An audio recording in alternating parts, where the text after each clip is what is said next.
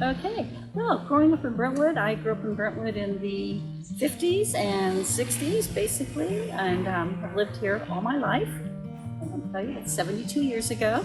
But when you ask about a favorite memory, there's really no big memory comes to mind, but what really strikes me as part of growing up in Brentwood at that time is a lot of little memories that made your childhood. And I can remember all the neighbors in our neighborhood. We would all go out on the front lawn in the evenings because no one had air conditioning. So you finish dinner, you clean up the kitchen, the kids are out playing, the parents are out visiting. It's just a friendly place to be. Some of my other favorite memories are walking through the Brentwood Library on the way home from school. The old Brentwood Library right behind the Masonic Hall, or CAPS now. The small wooden floors, had to be quiet of course at that time, and the ticking of the clock. You could always hear that in the background, and that's just something that sticks with me.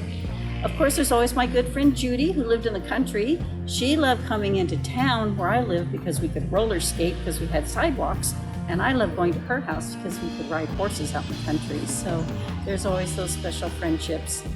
And then a special memory also is we lived downtown on Oak Street, so we could walk across the open field where now like Brentwood Fine Meats is. It was all open.